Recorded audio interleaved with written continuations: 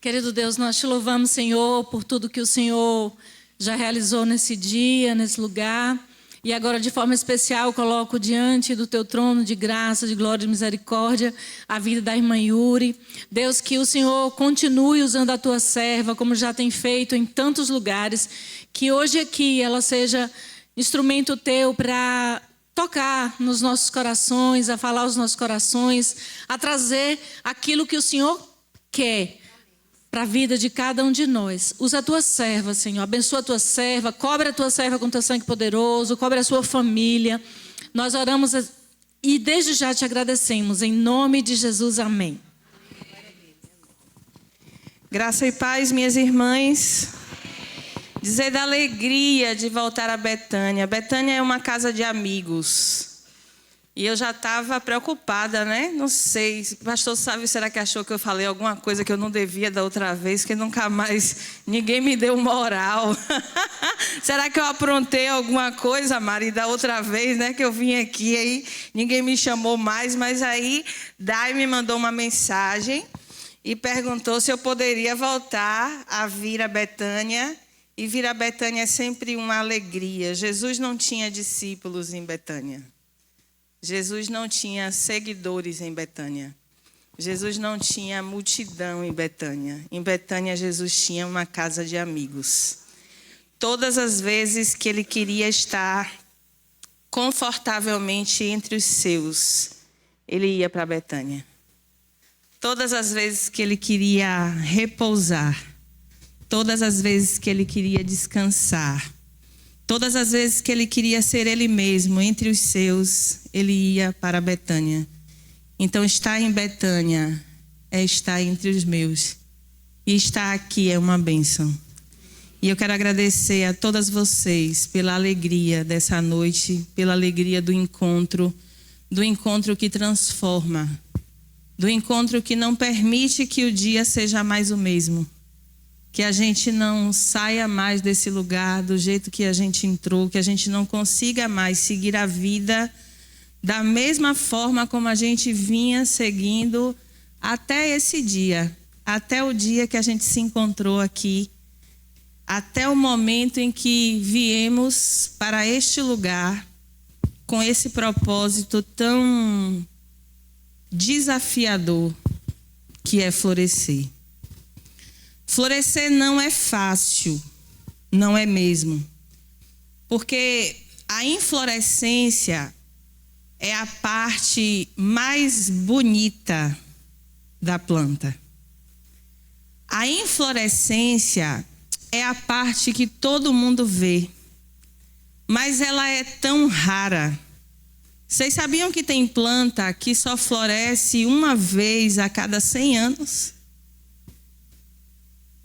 E que só floresce por algumas horas e geralmente de madrugada, quando ninguém está olhando. É por isso que a humanidade resolveu apressar as coisas e resolveu criar flores artificiais, inteligência artificial, crianças artificiais, mulheres artificiais. Tanta coisa artificial que a gente já não sabe mais nem o que é de verdade. Minha prima disse que no dia que ela falecer, vai ficar os cílios, o cabelo, a unha, tudo vai ficar, nada vai se deteriorar. Inclusive as mamas vão ficar lá intactas. Porque é tanta coisa que a gente vai colocando artificialmente para ver se a parte mais bonita chega mais rápido. Se essa inflorescência acontece de forma mais ligeira, de forma mais aligerada, que a gente vai precipitando tanto as coisas na nossa vida, que a gente esquece que até essa flor chegar, acontece tanta coisa na nossa vida, inclusive aquilo que o próprio Cristo de Deus nos disse uma vez, que se uma semente não morrer, uma vida nova não nasce. E pensando sobre esse desafio, e vocês nos desafiam cada vez mais, Betânia me desafia cada vez mais, né? Eu estava em paz na minha vida, mando uma foto. Gente, eu não tenho foto. Primeiro porque eu não sou midiática, eu não sou fotogênica e eu não lido bem com... Eu sou muito analógica, né? Então eu sou profile mesmo. Então eu fico tentando me arranjar com minha filha, que é estudante de jornalismo, e ela é muito antipática, então ela não gosta de me ajudar com nada. Então eu fico assim me humilhando para ela e ela gosta de me humilhar. E aí ela faz uma fotinha de nada e eu vou me virando com essas coisinhas que ela vai me dando assim de migalha. Aí depois Yuri manda você tem um vídeo, você tem, não, eu não tenho, mas eu tenho aqui as minhas 2 últimas mensagens lá em Jiquiezinho, vê se vocês conseguem pegar aí qualquer coisa. Menina, aí daqui a pouco eu abro a página do Florescer, tem lá uma paleta de cores. Eu disse, Jesus, para onde eu vou? Para o guarda-roupa de minha irmã. Esse vestido é dela. A roupa que eu vou vir amanhã de manhã é dela. Entrei em pânico porque eu cheguei lá no quarto e não tinha camisa do Florescer. Eu disse, meu Deus, eu vou ter que ir na rua aqui agora comprar uma camisa para vir amanhã de manhã. Aí fui na rua, comprei uma camisa, porque eu só trouxe o kimono e a calça, contando com a camisa do Florescer. Na paleta. E o vestido da noite é um espetáculo, porque tem todas as cores, inclusive assim, separadinha, mas é dela também. E detalhe, ela foi hoje pregar em Ipirá, né? Ela está indo pegar na PIB de Ipirá. Eu disse, você vai com a roupa que sobrou, porque as que eu preciso eu já peguei.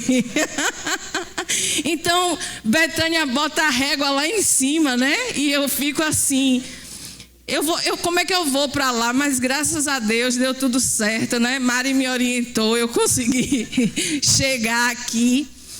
E é muito desafiador a gente falar sobre isso num tempo em que nós estamos tão esmagadas, sabe? Tão desidratadas, tão fraturadas, tão quebradas. Se eu pudesse tirar um raio-x da minha alma aqui agora, vocês poderiam ver em quantos pedaços eu estou tentando me recompor aqui agora, nesse momento.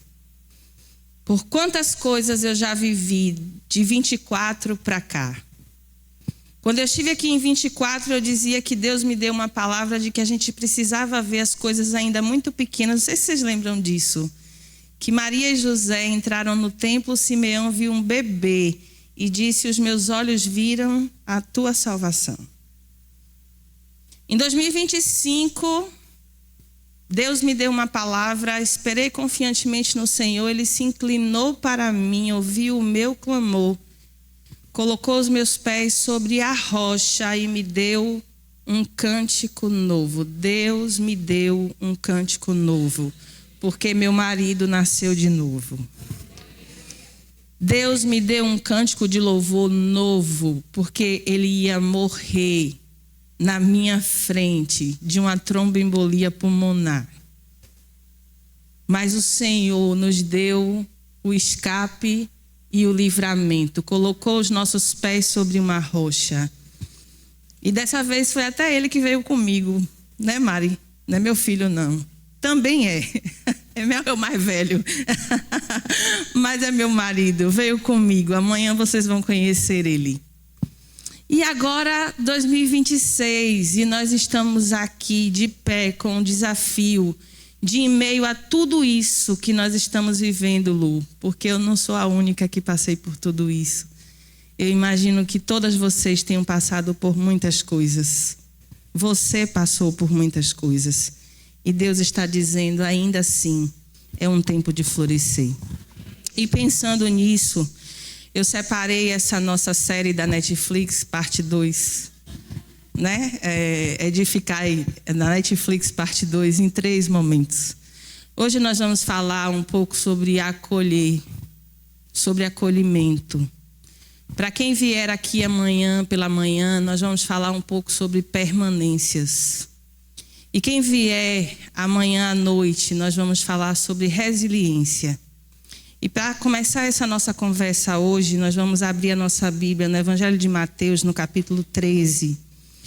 E nós vamos ler aquilo que o Senhor está ensinando aos seus discípulos sobre o que significa acolher.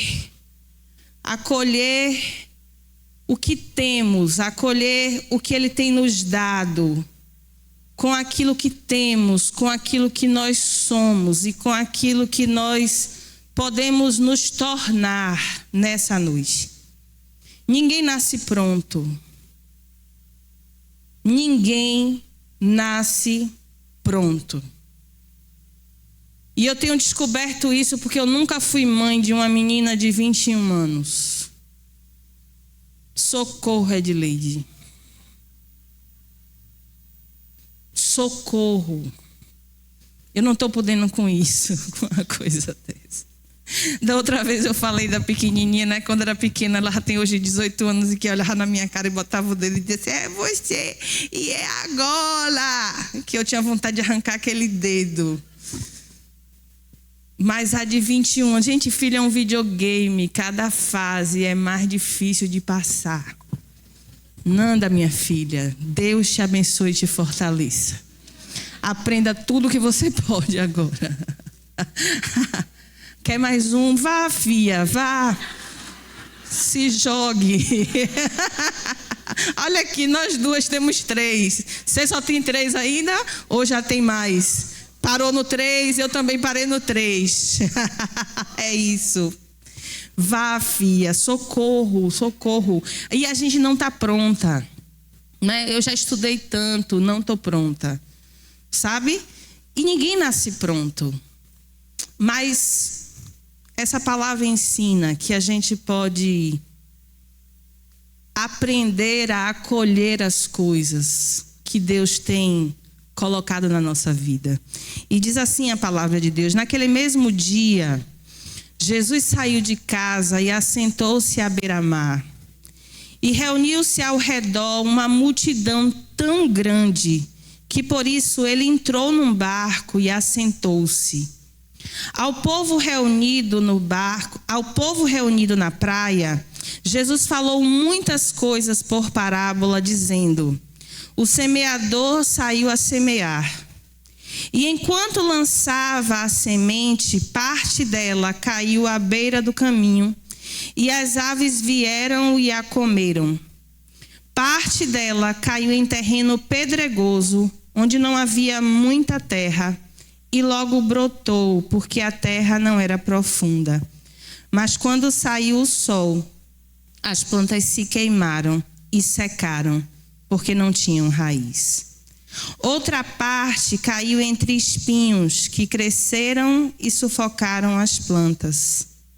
Outra ainda caiu em boa terra, deu boa colheita, a 100, 60 e 30 por 1. Aquele que tem ouvidos para ouvir, ouça. Senhor nosso Deus, nosso Pai, nós estamos, Senhor, diante da Tua palavra. Essa é a Tua palavra. E por ela nós cremos que o Senhor está aqui nesse lugar. Nós já cantamos isso, nós já declaramos isso. Nós cremos que o Senhor está aqui. Nós cremos que o Senhor pode falar conosco. Por isso, pelo Teu Espírito, Senhor, nós te pedimos, fala conosco, porque nós queremos te ouvir, em nome de Jesus. Amém.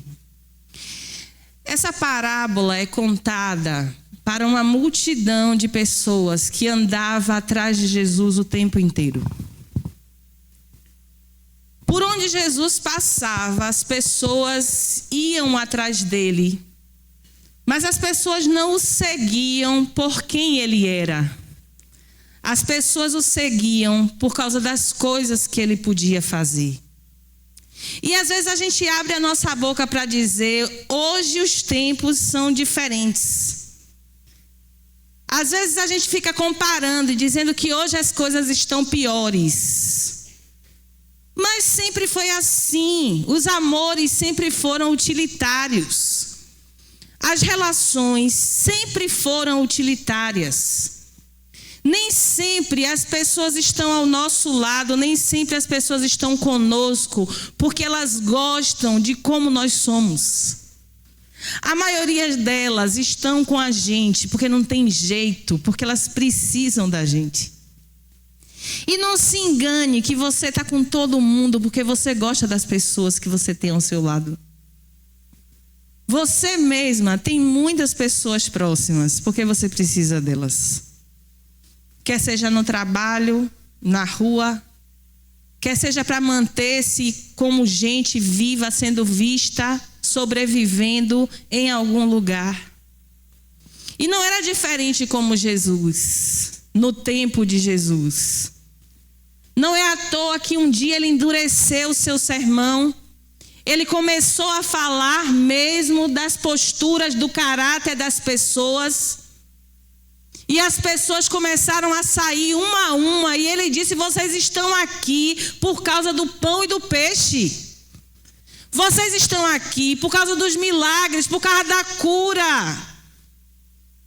Vocês não estão aqui porque vocês querem a mensagem do reino. Vocês estão aqui por causa do desespero de vocês, que é aliviado quando eu chego. E as pessoas começaram a ir embora. Só sobrou os discípulos ali mais próximos. E ele pergunta, vocês também não vão? E Pedro responde, não para onde iremos nós? Ele responde, para quem iremos nós? Se só tu tens as palavras de vida eterna. Porque estar em Cristo não é estar em um lugar. Estar em Cristo é estar em alguém. O nosso lugar é em Cristo. Mas o nosso lugar é uma pessoa. A nossa casa não é um lugar, a nossa casa é uma pessoa. O nosso lar não é um lugar, o nosso lar é uma pessoa. O nosso lar é Jesus Cristo, o nosso lugar é Jesus Cristo. Para quem iremos nós? Para Jesus. E a multidão o cercava, o apertava, e ele olhava para aquelas pessoas, e ele sabia da qualidade de cada uma daquelas pessoas que estavam ao seu lado. E o texto diz que ele começa a ensinar a essas pessoas por parábolas. Inclusive os seus discípulos perguntam, por que o Senhor está ensinando dessa forma, se ninguém está entendendo, nem a gente? Por que está ensinando assim, se ninguém está entendendo, nem a gente? Igual a professor de matemática na escola, Edileide. Beobota e atar sapato. Já viram aquele vídeo daquela mulher que está lá na televisão? Oh, minha amiga, cadê ele? Diga-lhe que eu não vou dar o vestido, porque é de minha irmã. Eu tenho que devolver a ela, viu? Avise a ele. A mulher está lá no quadro, num programa de televisão, tem uma panela e ela tem que soletrar a palavra. Ela lê P-A-Pá, Né-Né, Lê-A-Lá, Caçalora. Nem a gente está entendendo. E Jesus diz, porque a mente dessa geração está cega, está surda, está muda, está fechada, obstruída, obscurecida. E para que a profecia se cumpra, eles ouvirão, mas não entenderão. Eles verão, mas não enxergarão. Estará diante dos seus olhos. Mas eles terão acesso àquilo que muitos profetas desejaram. Mas só vão entender a riqueza daquilo que eles estiveram tão perto, depois que passar a oportunidade. Então Jesus começa a lhes contar uma parábola e diz assim: um semeador saiu para semear. E o semeador é o mesmo, e é inquestionável quem é esse semeador. O semeador é o próprio Jesus. Sobre essa pessoa, sobre essa figura, sobre esse semeador, não há o que se dizer. Ele não é uma variável, ele é uma constante. Qualquer que seja a circunstância, qualquer que seja o produto final, o resultado final, o semeador é o mesmo. É Jesus quem está lançando as sementes. Sobre a qualidade da semente, também não há o que ser discutido.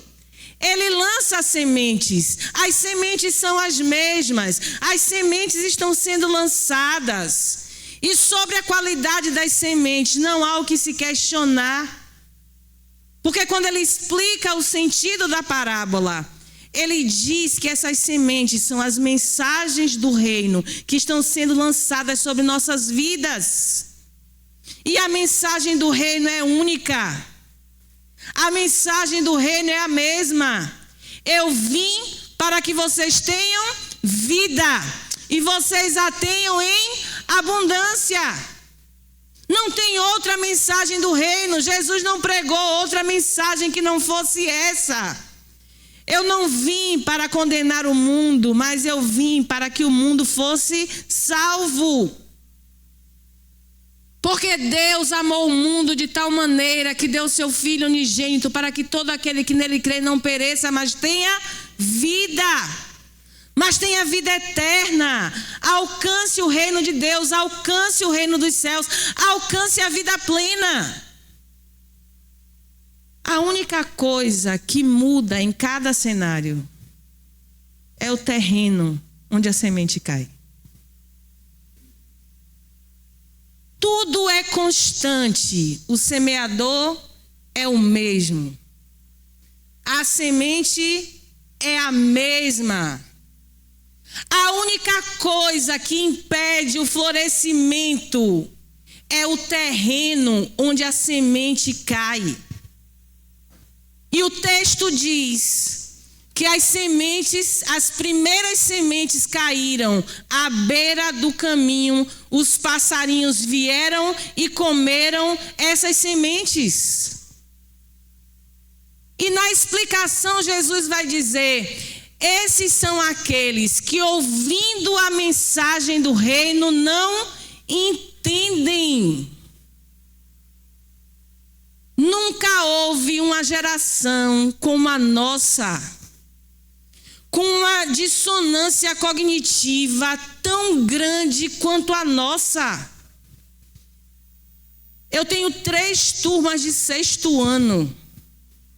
Em cada uma delas, eu não tenho menos que 3 alunos que não sabem ler e escrever. 6º ano. O Brasil tem um pacto para que cada criança no Brasil aprenda a ler na idade certa. E a idade certa é até o 2º ano de escolarização. Eles já estão no 6º ano. Era junho, a gente já ia sair para o recesso do 1º semestre.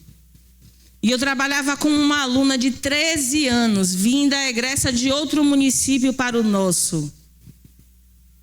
E eu estava mostrando para ela que a mesma letra pode ser escrita de várias formas diferentes. E ela olhou um E e um U e disse: eu.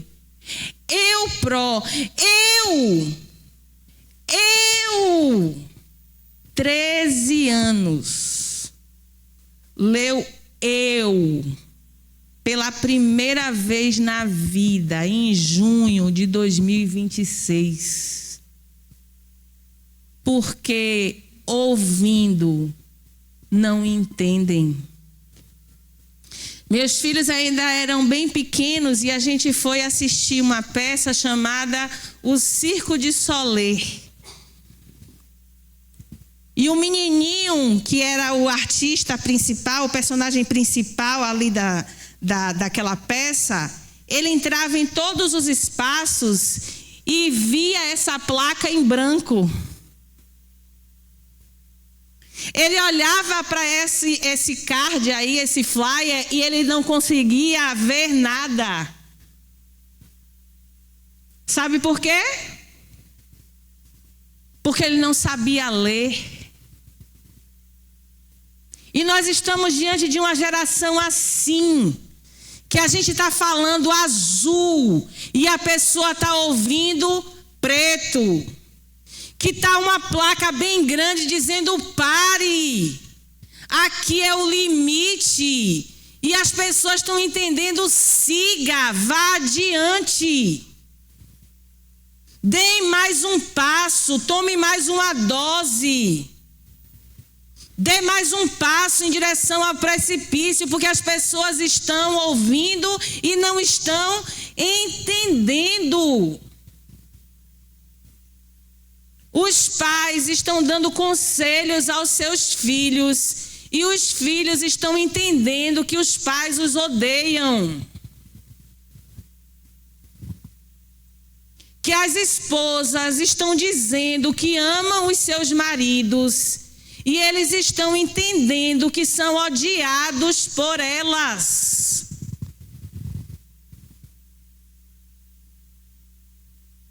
Nós estamos diante de uma geração que ouvindo não entende. Que a gente tem que comprar agora é uma caixa de lápis de cor para fazer um desenho.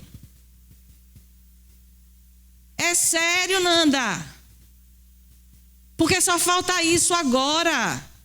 Você está explicando, você está explicando. Você está falando, gente, isso não é o caminho, não é por aí, não é desse jeito.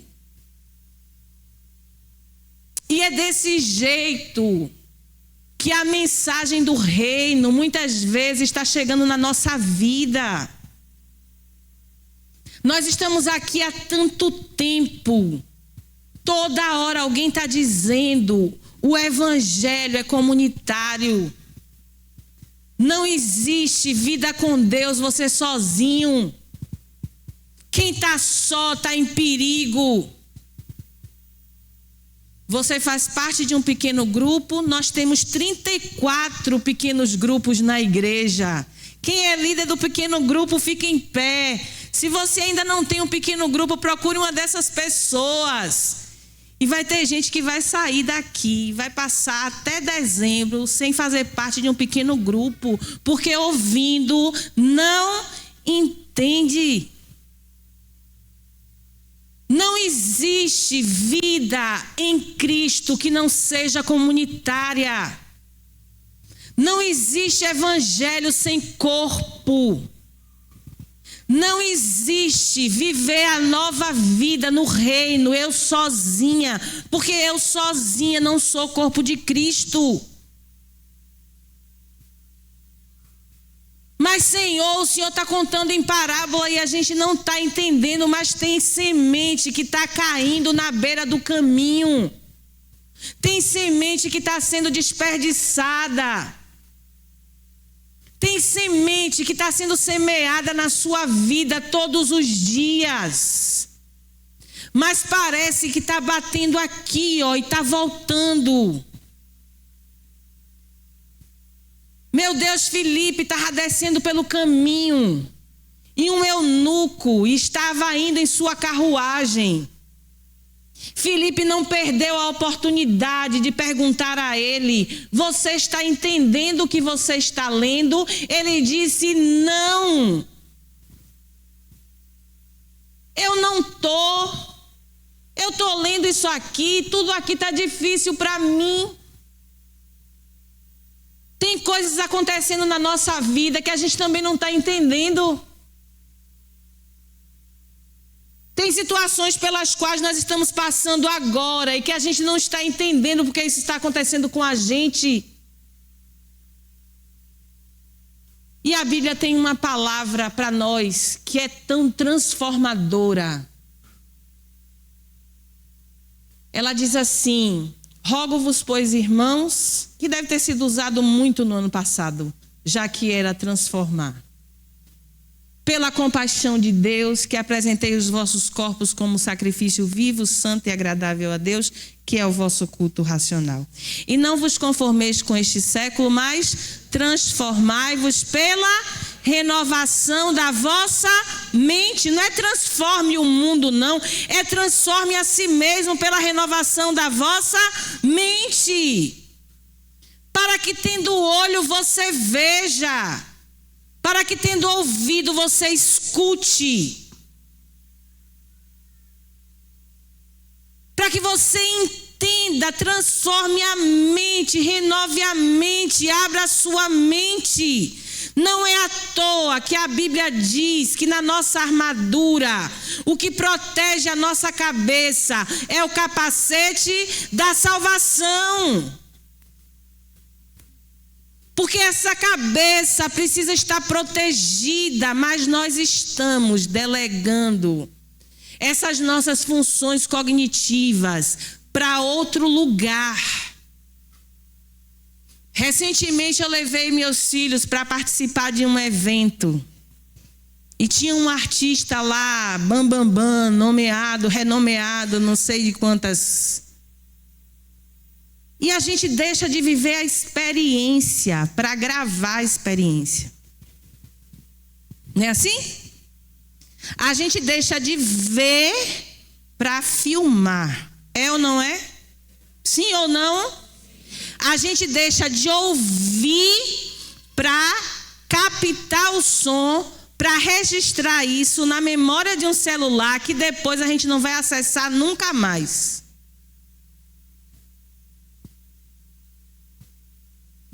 Pergunte onde estão minhas fotos de meus 15 anos. Nem eu, nem minha mãe sabe.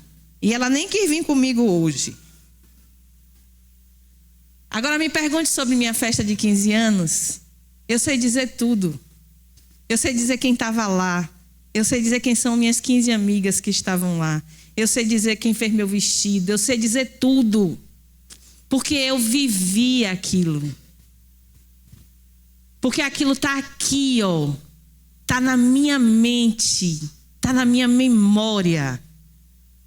Agora pergunte onde está o 1 ano da minha filha.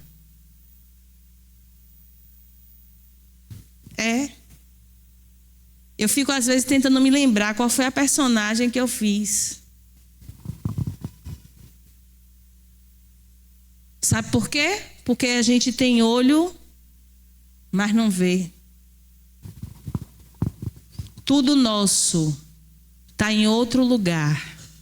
E a nossa mente já não guarda mais nada, porque a gente vai terceirizando tudo. Essas são as sementes que Deus está lançando sobre sua vida. Os passarinhos estão levando tudo, porque a semente cai, você não entende e tudo é levado da sua vida. Mas o texto diz que outras sementes, novas sementes foram lançadas. E essas caíram e foram recebidas com alegria. E elas até chegaram a brotar de alguma forma. Mas porque elas não tinham raízes, elas secaram e murcharam rapidamente. Entende isso? Lá na minha casa, eu tenho um pé de avenca. Mas essa avenca, ela nasceu no rejunte do muro. Porque tinha um pé de goiaba na frente de casa e vinha muito passarinho. E os passarinhos comiam a goiaba e cagavam meu muro todo. Vou usar a expressão mesmo, né? Só que ali no cocôzinho dos passarinhos caíam muitas sementes. E entre as coisas que caíam, fixou um pé de avenca. Eu tirei com todo cuidado, plantei ela em outro lugar e a avenca está comigo há mais de 12 anos. Mas se eu deixo ela lá, no meio do rejunte, ela já não estava comigo há muito tempo. Porque ela brotou Porque o material orgânico do cocôzinho do passarinho deu conta de fazer ela brotar.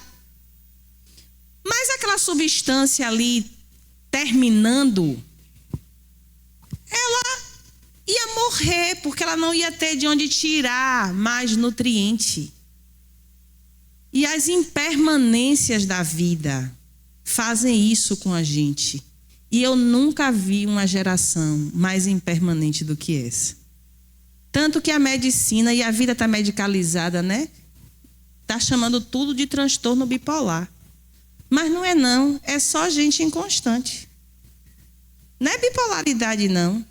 É só gente que não consegue sustentar nada. Não consegue sustentar 1 minuto de atenção. Não consegue sustentar 1 minuto de atenção. Vocês sabem o que é isso? Uma geração que não suporta o tédio. Professor virou animador de palco. Outro dia eu estava ensinando na escola bíblica dominical, aí uma pessoa foi fazer lá uma participação e disse assim: vocês já viram como é no circo? Olha, Nanda, ele estava falando sobre direção de culto. Aí ele disse assim: vocês já viram como é no circo? Não fica esse cri, cri, cri, cri. Não, lá é uma apresentação atrás da outra. E eu disse: Jesus, me ajude aqui, meu pai, me dê aqui agora a sabedoria do alto para eu conduzir esse momento. Porque a pessoa comparar um culto a Deus a uma apresentação de circo, que não pode ter um vácuo aqui, né? A cantora aqui chamou a música, menino aqui estava meio cochilando, não conseguiu pegar, o Jacó segurou o anjo, aí ficou aquele vácuo na cabeça dele. Não podia não, porque no circo não é assim, quanto mais na igreja. Uma geração que não consegue sustentar 1 minuto de atenção, porque são inconstantes, porque não se fixam, porque não permanecem. Aí daqui a pouco começam a brigar entre si. A primeira coisa que diz ao pastor é: eu vou sair da igreja. Primeiro desentendimento que tem é: eu vou sair da igreja. Primeiro aborrecimento que tem com a esposa é: vamos nos separar. Porque o primeiro arquivo que não consegue abrir no celular é: eu vou comprar outro. Porque a primeira vez que tecla ali no computador e o notebook não liga, eu vou comprar outro. Primeira vez que aperta o botãozinho do botijão, do fogão e faz e ele não liga, eu vou comprar outro. Tudo é trocável, tudo é substituível, tudo é alternável. Tudo é descartável. Não há tempo de ficar, de permanecer. Não há tempo de construir nada junto.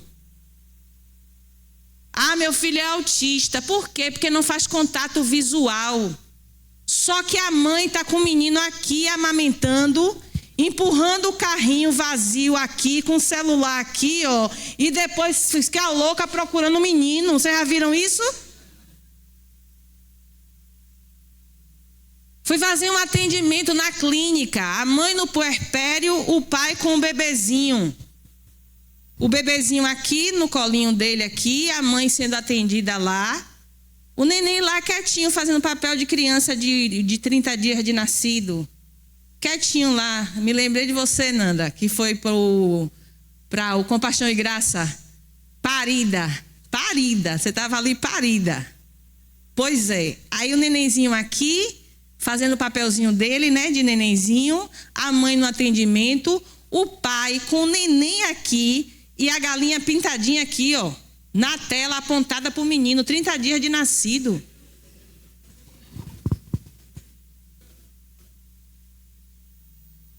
Vocês entendem isso? Mas vocês entendem que a gente faz parte de tudo isso? Que a gente também está assim? que a gente também está desse jeito, que a gente não tem um minuto de atenção sustentada para os nossos relacionamentos dentro da nossa casa, que os nossos filhos fazem perguntas que não são respondidas até hoje, que eles perguntaram coisas antes de ontem que a gente ainda não respondeu. Por exemplo, mãe, tem leite? E a gente não ouviu. Mãe, você vai voltar a que horas? E a gente não ouviu. Bem, você já está em casa? Meu marido de vez em quando liga. Você está onde? Aí que eu me dou conta que já é 11 horas e eu não voltei. Ainda estou no trabalho. Aí eu sempre respondo, estou no seu coração. Eu aprendi com Walter Hugo Mãe. Em Homens Imprudentemente Poéticos. Tem Matsui, que é uma menina cega. E a Madame Khan me pergunta, onde você está, Matsui? E ela responde, estou no seu coração. Aí a Madame Matsui pergunta, no meu coração, e aonde mais? Aí quando ele me pergunta, Yuri, minha filha, onde é que você está? E eu digo, eu estou no seu coração. Para me livrar, para me safar daquela situação constrangedora de ser 23 horas da noite, meu marido não sabe onde eu estou. Vocês entendem isso? Que nós estamos envolvidas nesse tempo de falta de qualidade, de profundidade nos relacionamentos que nós temos, que Jesus tem tempo para passar com a gente e a gente não tem tempo para passar com Ele, que as sementes dele estão sendo lançadas na nossa vida, mas as nossas raízes estão tão fracas, tão fracas, tão frágeis, que elas são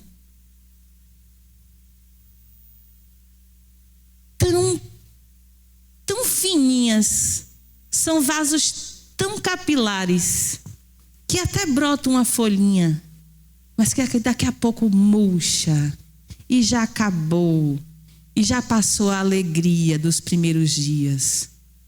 Os 5 minutos de experiência dopaminérgica já passou, e a gente já está em depressão de novo.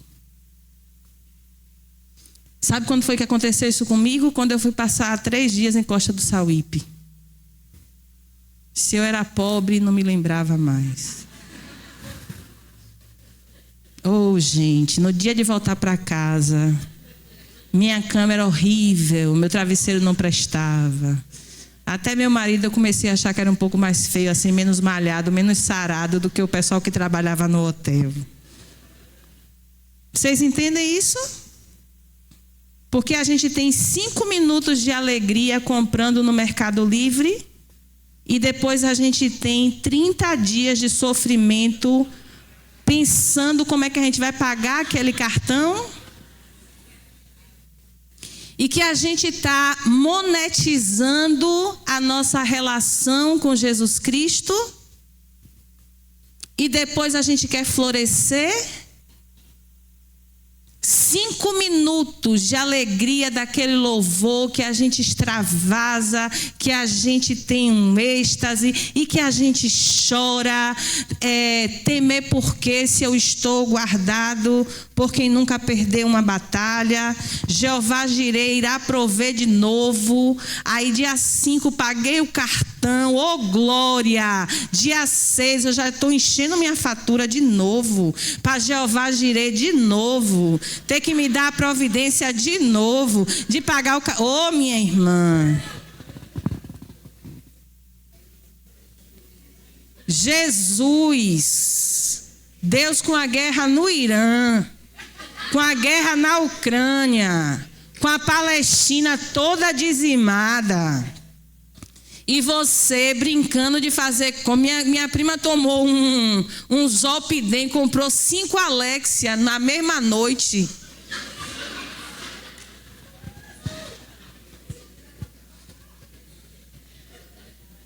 Acredite, você está rindo? Ela teve que cancelar a compra de 4, porque a quinta o cartão disse não, você comprou mesmo, você vai ter que ficar. Oh, gente, cadê conseguir sustentar 5 minutos de uma relação de verdade com alguém, sem querer trocar por alguma coisa nova, por uma outra experiência mais nova? Mas tem um outro solo que diz assim: sementes foram lançadas e os espinhos a sufocaram. Parece meio injusto, porque não foram os espinhos que sufocaram a semente. Mas o texto diz que o deslumbre das riquezas e o deslumbre que essa vida de aparência tem nos dado fez com que rapidamente as pessoas se esquecessem da mensagem que estava sendo entregue. Há uma necessidade de provarmos que a vida está boa se ela estiver de acordo com os parâmetros deste mundo. Qualquer pessoa que estiver devidamente adaptada a esse tempo está doente e está no inferno. Porque qualquer pessoa que ache normal um bebê de 10 meses falecer semana retrasada, vítima de abuso, e entender que isso é normal, já está condenado. Qualquer pessoa que entender e que naturalizar uma pessoa depois de morta, sendo enterrada, receber 40 tiros no caixão e normalizar uma situação como essa, está condenada. Qualquer pessoa que achar normal uma pessoa passar fome e ainda assim apostar em casas de aposta compulsoriamente, compulsivamente, e meio-dia não ter o que comer, já está condenada.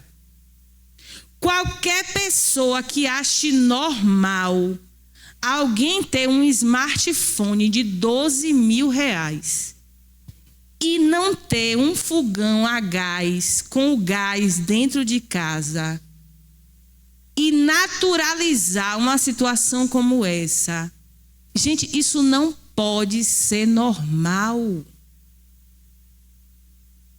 Não pode qualquer pessoa que esteja adaptado a essa sociedade, qualquer pessoa que normalize o caos que está ao nosso redor, já está condenado. Não ameis o mundo, nem as coisas que no mundo há, porque qualquer tipo de amizade com o mundo é inimizade contra Deus. Não ajunteis para vós tesouros terrestres, onde a traça corrompe, onde a ferrugem corrói, onde o ladrão rouba. Mas ajuntai para vós tesouros no céu, onde já se pedir uma bênção para ir fazer um assalto.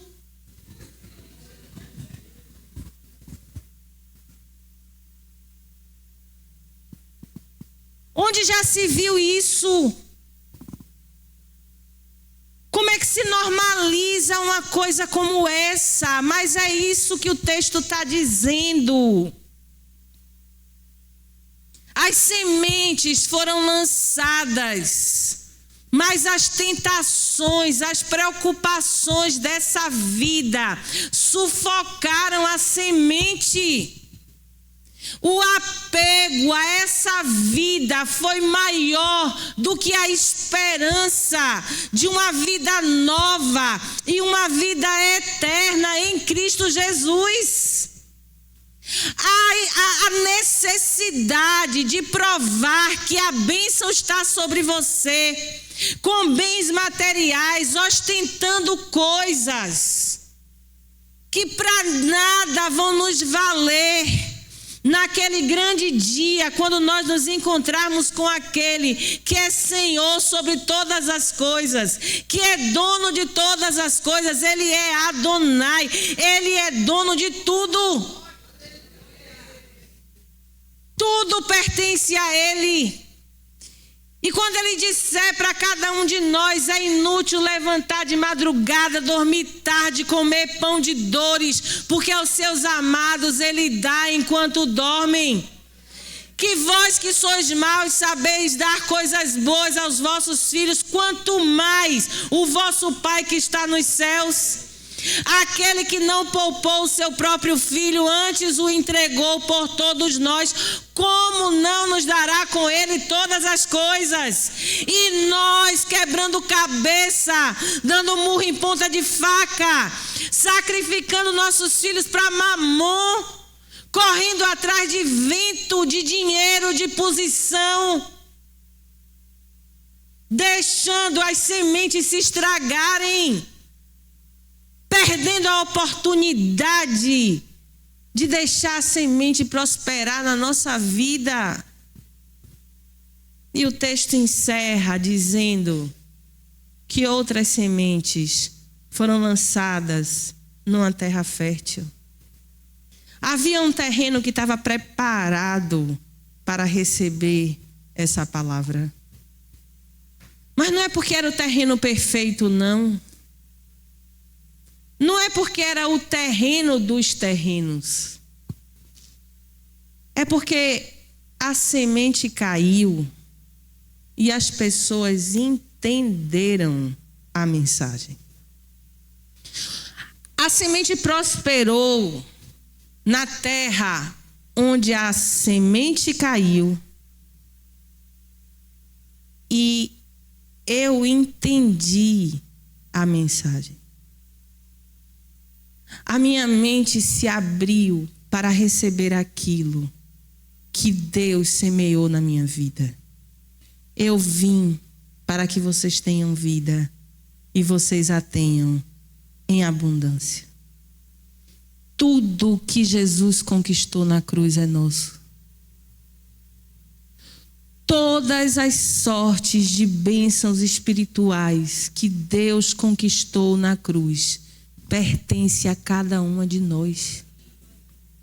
A mensagem da salvação é essa, que Ele veio para nos dar vida plena.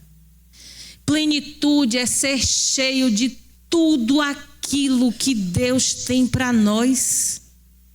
É receber de tudo aquilo que eu quero, que eu preciso, que eu desejo e que é só por capricho, mas que Deus me dá a si mesmo. Porque Deus dá o que a gente precisa, Deus dá o que a gente necessita, Deus dá o que a gente quer, Deus dá o que a gente quer só por gosto e por vontade, porque Ele é esse Pai que nos dá a vida inteira, a vida na sua integridade, a vida na sua plenitude. Mas é preciso entender que mensagem é essa que está sendo entregue para nós nessa noite. Deus está entregando sementes na sua vida nessa noite. Mas assim como Deus está semeando vida na nossa vida, na sequência do texto diz que o inimigo de noite semeou joio no meio do trigo. Enquanto nós dormíamos, o inimigo lançou semente de morte no meio da plantação. E o joio começou a crescer junto com o trigo. E os ceifeiros perguntaram: quer que a gente arranque E o semeador disse: não, arranca não, porque corre o risco de quando puxar o joio, vir o trigo junto. Mas haverá um dia que se fará uma grande separação. Porque quem é joio, e quem é trigo. E tudo virá às claras. Tudo vai ficar muito claro quem é quem nessa grande sementeira de Deus. E nesse dia, onde é que você vai estar? Nesse dia, que flores vão brotar da sua vida? Vocês já viram chá revelação? Já viram como é chá revelação? Tem gente que nesse dia vai se surpreender.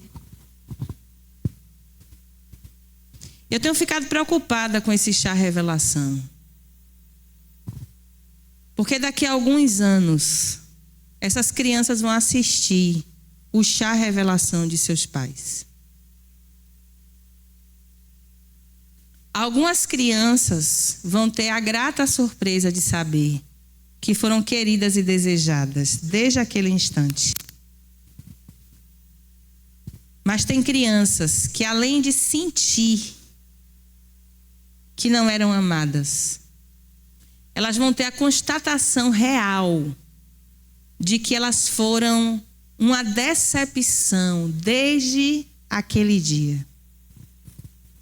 E sabe Deus como a Igreja de Jesus Cristo vai se posicionar para cuidar dessas crianças.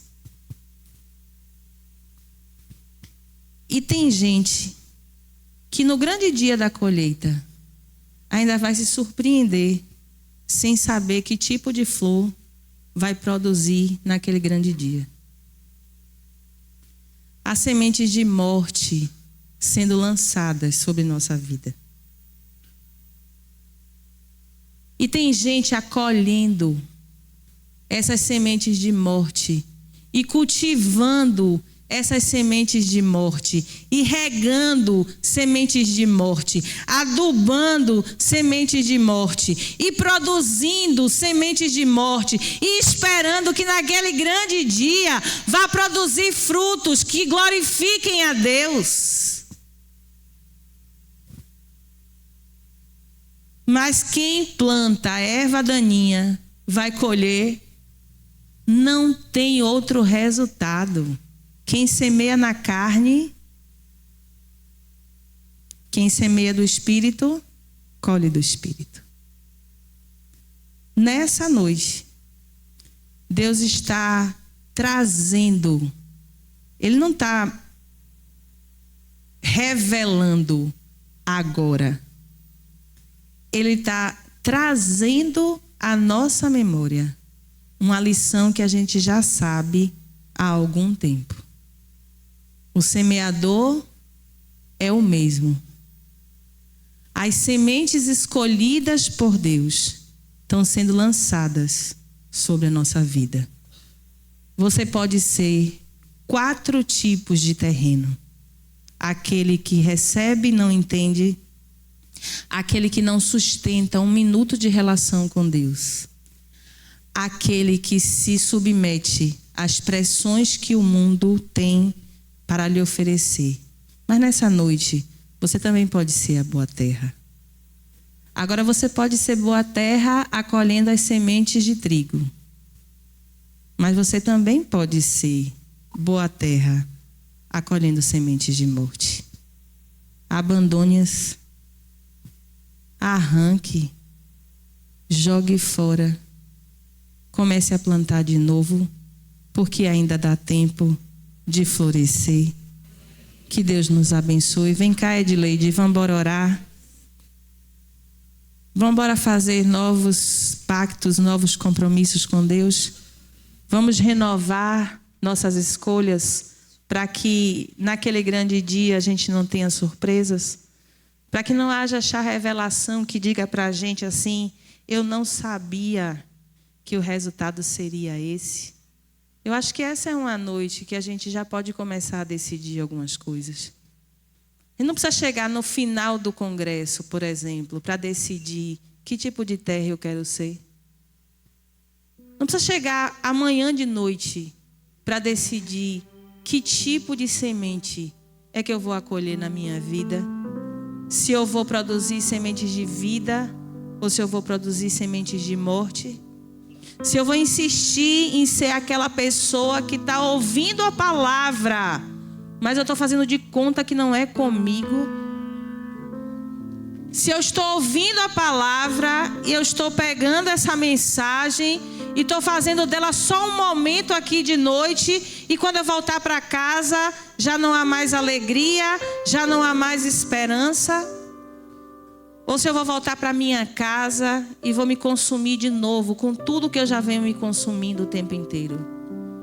Mas ainda há uma chance nessa noite de dizer: Senhor, nessa noite eu quero produzir a 30, a 60, a 100. Eu quero produzir em todas as estações.